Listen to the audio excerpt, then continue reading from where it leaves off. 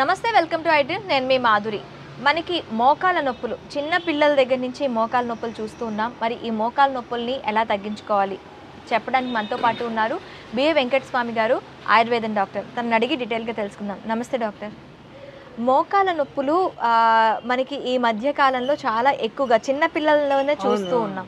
So ఈ మోకాల నొప్పులు అనేవి ఎందుకు వస్తున్నాయి, ఇంతకు ముందు ఎందుకు లేవు, ఇప్పుడు ఎందుకు వస్తున్నాయి అంటారు? ఈ తినే ఆహారం వలన కూడా అవి కూడా వస్తాయి. ఎందుకంటే మెయిన్ మనం తినే ఆహారమే ఆరోగ్యానికి కారణం.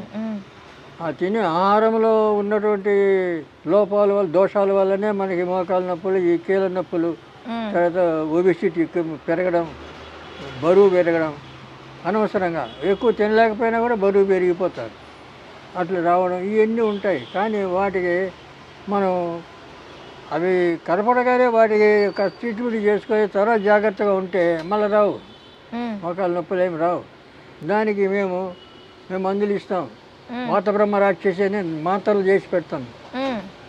అది ఒక నెల 2 నెలలు వాడితే చాలు, నొప్పులు గిప్పులు అన్నీ పోతాయి.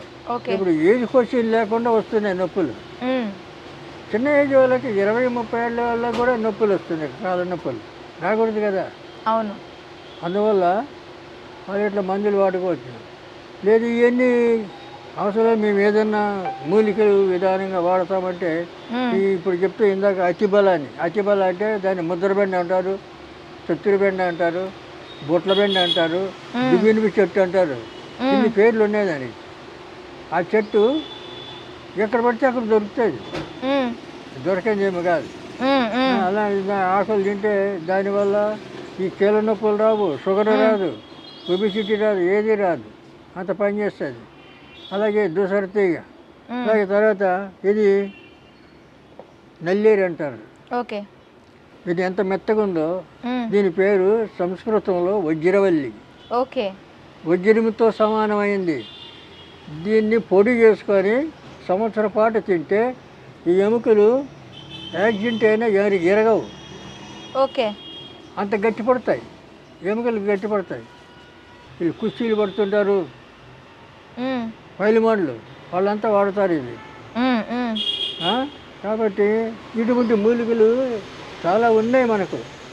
అవన్నీ వాడాలంటే ఎవరు మేము ఎక్కడ పోతాం, ఎక్కడ తెచ్చుకోవాలో ఏం కదా అని చెప్పి అంటారు. అందువల్ల అవి కీళ్ళ నొప్పులకు దానికి మేము మందులు ఇస్తాం. నెల 2 నెలలు తగ్గిపోతాయి.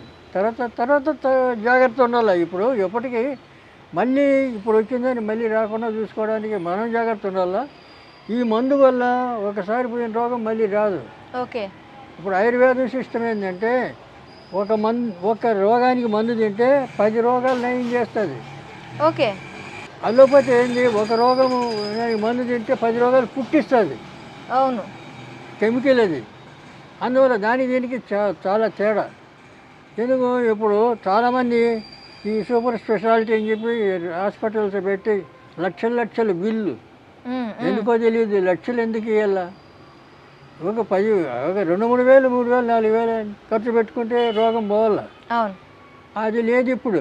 ఆ పేరు చెప్పగానే వాడు ముందు బిల్లు లక్షల్లో ఉంటుంది. రెండోది, వాళ్ళ దగ్గర పోతే ఏం చేస్తారు, ముందు స్కానింగ్ అంటారు. వాడు ఒక మాత్ర కూడా ఇవ్వడు. స్కానింగ్ చేసినంత 10,000 బిల్లు కట్టి అంటాడు ముందు. ఆ రిపోర్ట్ రేపు చూసి చెప్తా పొమ్మంటాడు. మరి ఆయుర్వేదం అంటే కాదు కదా. అప్పుడప్పుడు చేసి చూస్తాం, ఏం కాదు ఇచ్చేస్తాం, అప్పుడే దాపిస్తాం, ఇంట్లో కూర్చో హాయిగా అని చెప్తాం. ఓకే. మరి అలోపతి అట్లా కాదు కదా. కానీ దాన్నే నమ్ముతారు, ఎందుకంటే విధి లేక. రెండవది, ఆయుర్వేదం అంటే చాలామందికి తెలియదు. ఇప్పుడు జనరేషన్ చాలామందికి తెలియదు. 400 సంవత్సరాల నుంచి ఇది తొక్కబడింది, తొక్కేశారు. ఇంగ్లీష్ ప్రభుత్వం ట్రీట్మెంట్ వచ్చిన తర్వాత తొక్కేశారు. అందువల్ల ఆయుర్వేదం ఇప్పుడు కాస్త ప్రజలు నమ్ముతున్నారు, వస్తున్నారు. దానికోసం ఇప్పుడు ఏం చేశారు, మారుమూల ఆయుర్వేద డాక్టర్లందరినీ పట్టుకోవడం, లోపలేయడం, బెదిరించడం చేస్తున్నారు. ఇప్పుడు ప్రభుత్వం సపోర్టు లేదు. ఈ అలోపతి మాట వింటారు వాళ్ళు, ప్రభుత్వం వాళ్ళు సపోర్ట్ చేస్తారు. ఇలాగైపోయింది ఆయుర్వేదం.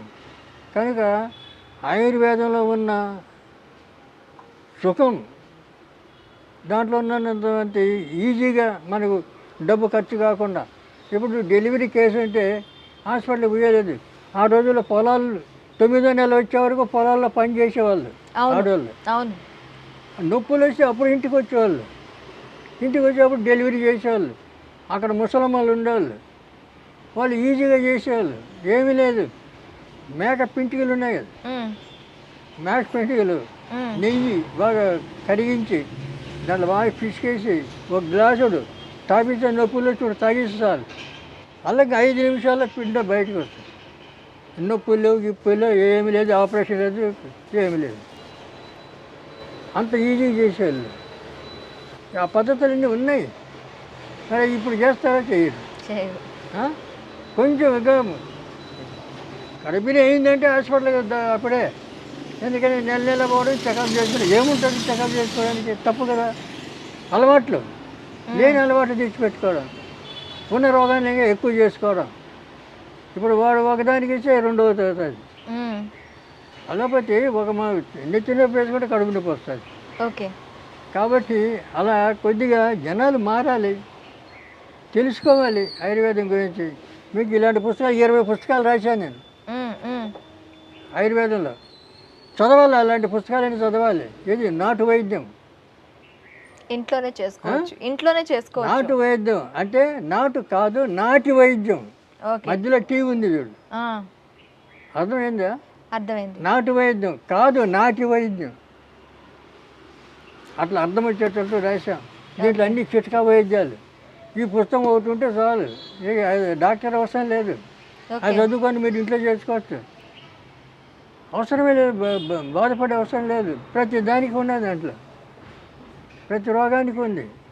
అలాగా మనుషులు కొద్దిగా ఓపికతోటి ఆయుర్వేదాన్ని ఫాలో కావాలి.